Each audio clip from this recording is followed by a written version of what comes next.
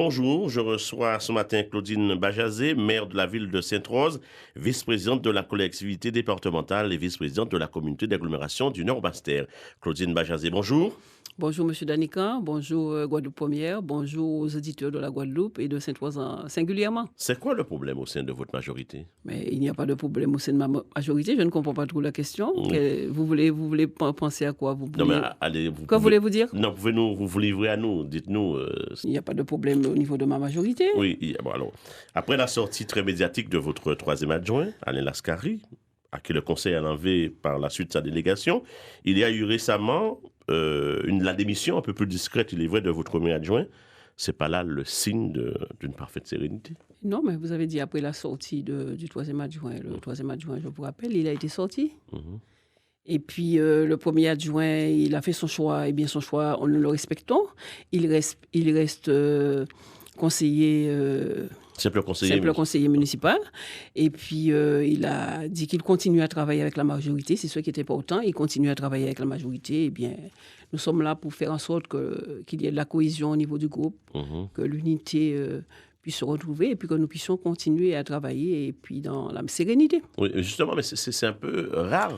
C'est pas commun, en tout cas, que des gens démissionnent ou se sentent mal à l'aise ou voilà. Donc, mais des gens, il y a une seule personne qui a démissionné, Monsieur Danican. Je vous rappelle que l'autre personne dont vous avez parlé, c'est nous qui l'avons démissionné. Nous sommes là pour travailler, pour être au service de la population et c'est ce que nous faisons l'effort de faire. Nous constatons que la politique n'est pas une chose facile. Et puis, je suis une femme, c'est un atout, mais c'est aussi une contrainte, je pense. Donc, je sais que j'ai la volonté, en tout cas, de travailler, de servir la population. Autour de moi, nous avons une équipe d'hommes et de femmes aussi qui veulent travailler pour la population. C'est ce qui est important et je compte sur mes collègues de l'équipe municipale pour que nous puissions continuer à travailler et à pouvoir remplir la mission qui nous a été confiée par la population sur un programme que nous lui avons présenté. On a le sentiment que certains vous ont porté aux commandes, vous ont aidé à prendre le pouvoir, pensant justement pouvoir vous manipuler à souhait. Et je ne sais pas ce qu'il y avait peut-être dans la tête de certains, mais en tout cas, tous ceux qui sont à côté de nous pour l'instant, sont prêts à travailler pour l'unité des Saint-Rosiens. Et c'est ce que nous voulons, c'est ce que j'ai toujours souhaité. Eh bien, nous continuerons à le faire. Il y a eu une erreur de casting, selon vous? Non, je ne pense pas. Si je suis allée les voir pour leur demander d'être sur la liste, c'est que je leur faisais confiance.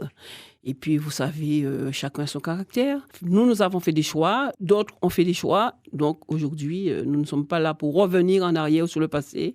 Nous sommes là pour continuer à travailler dans le présent et pour l'avenir surtout. Mais est-ce que dans un tel climat, on peut travailler sereinement pour le développement de la commune? Ce n'est pas facile.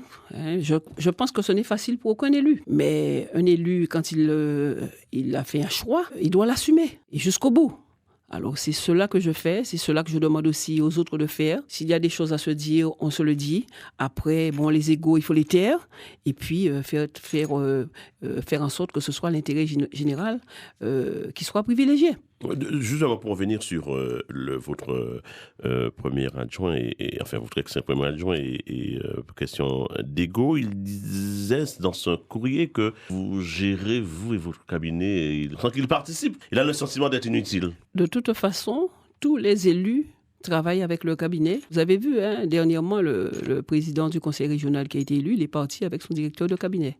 Le directeur de cabinet, c'est un peu le maire.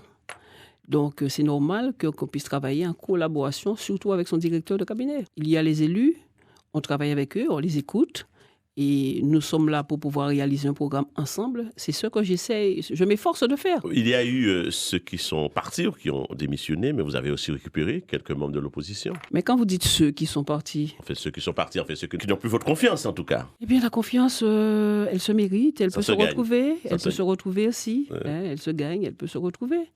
Bon, et puis je ne vais pas trop polémiquer dessus. Non, il ne s'agit pas de polémiquer, simplement. Je dirais que, eh bien, aujourd'hui, il y a M. Baron qui faisait partie de la minorité et qui aujourd'hui a décidé de travailler avec nous au sein du conseil municipal. eh bien, je dirais que il a mûrement réfléchi sa décision. Eh bien, cela ne peut que nous aider à avancer ensemble pour les Saint-Rosiens. C'est ce que les Saint-Rosiens demandent. C'est cette image-là que, en tout cas, que les Saint-Rosiens veulent que nous donnions à la Guadeloupe. Eh bien, c'est ce que nous ferons avec l'aide de M. Baron, s'il faut que ce soit l'aide de M. Baron. Et puis, s'il y en a d'autres aussi qui veulent bien se joindre à nous pour que nous puissions travailler ensemble, eh bien, ils seront les bienvenus. Vous avez bien verrouillé pour le moment, il n'y aura plus de fuite, plus de départ, plus de ce genre de réaction au sein de votre majorité? On ne verrouille rien du tout. Les gens sont libres. L'essentiel, après, c'est que quand il y a une équipe, eh bien, l'équipe elle doit être cohérente. Il faut qu'il y ait une cohésion, une solidarité. Eh bien, c'est cela que je m'efforce de demander chaque fois que j'ai l'occasion d'être avec l'équipe. C'est ce que je leur demande et j'espère que eh bien, chacun comprend ce que je dis et je vois bien que les collègues eh bien, font l'effort. En tout cas, la patronne, c'est encore vous et ça ne risque pas de changer de sitôt. Eh bien, je ne suis patronne de personne. Les Saint-Rosiens ont voulu de moi comme maire, eh bien, je m'efforce de travailler selon ce que la loi demande et en accord avec mes collègues, en accord avec la population, en accord avec les services administratifs. Eh bien, je pense que nous allons continuer comme cela, sinon faire mieux, toujours mieux. Sur les grands chantiers de la commune, quelles sont vos priorités, où ça en est, comment les choses évoluent? On sait que la région a changé de majorité. Est-ce que ça va compliquer les choses pour les projets que vous avez? Avec la région, nous avions contractualisé le contrat de développement durable territorial. Eh bien, j'ai eu l'occasion déjà de présenter mes félicitations au nouveau président du conseil régional. Il n'y a pas de raison que nous ne puissions pas travailler ensemble parce que c'est ce qu'il a dit, qu'il veut travailler avec tous les Guadeloupéens.